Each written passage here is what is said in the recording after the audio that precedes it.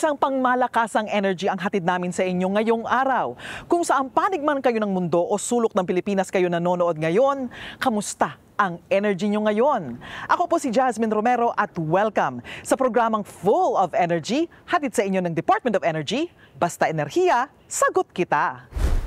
Sa ating unang episode, sino ba ang hindi gumagamit ng appliance sa kanilang mga tahanan? Para aliwin ang ating mga sarili, andyan ang TV. Pangontra sa init ng panahon, electric fan, pati aircon. Para hindi mapanis ang mga pagkain, may refrigerator. At kung ano man ang pangangailangan sa araw-araw, may appliance para dyan. Sa dami ng appliances sa ating mga bahay, mataas ang konsumo nito sa kuryente at gumagamit tayo ng mataas na energy. Paano ba tayo makakatipid? Ano ba ang mga life hacks na pwedeng gawin para sulit at matipid ang paggamit ng appliance? Makakatulong nga ba ang paggamit ng inverter appliance? Kung oo, ano ang epekto nito sa ating konsumo? At importante ring matutunan ang pagbabasa ng energy labels sa mga ginagamit nating appliance. Mamaya, ituturo namin yan sa inyo. Lahat ng yan ang ating pag-uusapan ngayon. Sigurado akong marami tayong mga katanungan tungkol sa tamang paggamit ng mga appliance sa bahay at merong isang tao na handang magbigay sa ating ng mga kasagutan. Kasama natin sa programa ang Director ng Energy Utilization Management Bureau ng Department of Energy, Mr. Patrick Aquino. Kamusta ka naman, Sir Patrick, and welcome to the show. Hello, Jasmine. Sobrang okay ng energy ko ngayon. Siguro dala ng excitement. Gusto ko ang vibe nating dalawa. It's giving positive energy. Yan ang gusto natin sa ating programa ngayon. Ayaw natin ng nega, dapat may mapulot na kaalaman ng ating mga ka-energy natin mula sa atin. Actually, Jasmine, marami. Ready akong mag-share ng energy saving tips para sa mga ka-energy natin. Lalo na kung pag-uusapan ay may kinalaman sa appliance. Pero bago tayo magpunta doon, nasa energy testing facility tayo. Oh. Ito ang audio-visual testing laboratory kung saan tinetest ang ating mga television sets maging yung audio nito. At hindi dito nagtatapos yan, Jasmine. Makikita rin natin kung paano ang resulta ng mga test na ito ay napupunta sa mga labels na pag-uusapan natin maya-maya lamang. Aba, pwede mo ba kaming bigyan ng konting preview kung ano ba ang nakikita nyo at nakuhang mga test? Aba, hindi ko pangunahan. Pero Jasmine, madali lang ito. Pag mas mataas ang numero o mas madaming star, mas efficient ang ating produkto.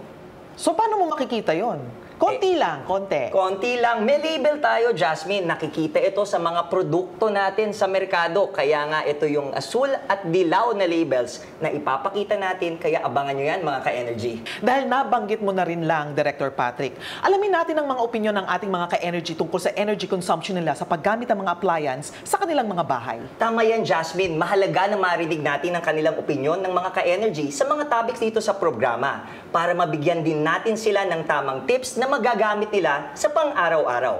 Kaya naman, panoorin natin ang masasabi nila dito sa Opinion Mo!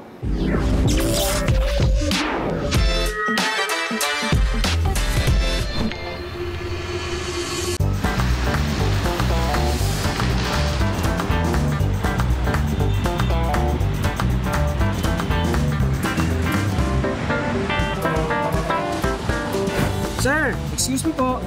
Familiar po kayo dito, sir? Ano yan, sir? Alam niyo po kung ano ito?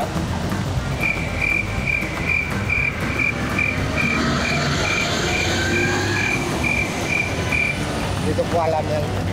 Pasigla po. Energy rating ng mga appliance test na inverter. Go. Go UP ako. Hindi, it's about yung how to conserve energy. Tama. Wait lang. Energy label to, di ba? Ang energy label ay ang sticker na kadalasang nakikita sa mga appliances na balak nating bilhin katulad ng ref, aircon, TV at iba pang gamit na kumukonsumo ng kuryente. Pero para saan nga ba ito?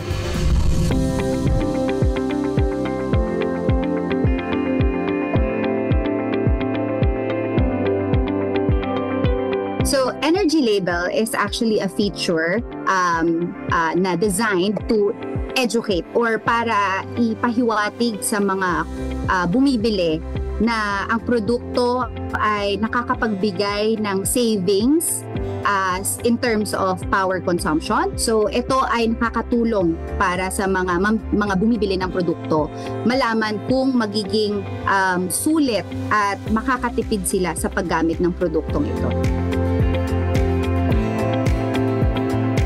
So, sa isang produkto, makikita ninyo sa packaging yung energy label that gives you the information about, number 1, yung rating niya. So, ang energy label may star rating from 1 star to 5 star. Siyempre, the higher yung rating, the more savings ang makukuha ng mga namimili. So, basically, pinapakita doon sa energy label na gaano yung posibleng konsumo nitong produkto nito sa electricity ng mga mamimili. Kung mas mataas ang energy efficiency rating at bilang mga stars, mas malaki ang savings. Kaya, pasok na pasok para sa mga gustong makatipid at nagda-diet ang budget tulad na lamang ng metikulosang ina at lola na si Olive Rillera mula sa Dasmariñas, Cavite. Sa ngayon, 4 kami na nakatira dito sa bahay. Pagkonsumo naman namin ng kuryente, medyo may pagtitipid. Kasi mahal din ang mga bilihin ngayon. Kapag bumibili ako ng appliances, ang una kong tinitingnan ang energy level. Priority din namin ang makatipid ng kuryente. At saka tinitingnan din namin ang quality ng appliances na binibili namin. Kung matibay, lalo na sa aircon at saka ref, mas pinipili ko ang inverter kasi sabi nila mas nakakatipid ng kuryente. Sa patuloy ng pagtaas-baba ng singil sa kuryente, kung minsan, kahit naka-inverter man o nakabase sa energy label, hindi pa rin ramdam kung nakakamenos ka. Kaya ang last resort, kanya-kanyang diskarte na lang. Pag nanonood kami ng TV, limitado lang. At saka, pag malamig na ang panahon, hindi na namin ginagamit ang aircon, nag-electric pan na lang kami. Tapos sa gabi, pinapatay namin ang lahat ng ilaw dahil doon, malaki rin ang pinagbago ng pagkonsumo namin ng kuryente. Ngayon, umaabot na lang ng mga 3,000, 2,000 kasi nga, nagtitipid kami. Payo ni Lola Olive, matutong mamuluktot kung maikli ang kumot, maging matalino, matipid at madiskarte sa pagkonsumo ng kuryente. Palaban ang mga opinyon ng ating mga ka-energy, kaya handa ka na ba, Director Patrick? Always ready tayo, Jasmine, lalo na para sa mga ka-energy natin. Handa na akong makatulong sa kanila. Kaya naman sa aming pagbabalik, bibigyan linaw namin ang maraming mga concerns na ating mga ka-energy pagdating sa paggamit ng appliance. Dito lamang yan sa Basta Enerhiya. Sagot kita!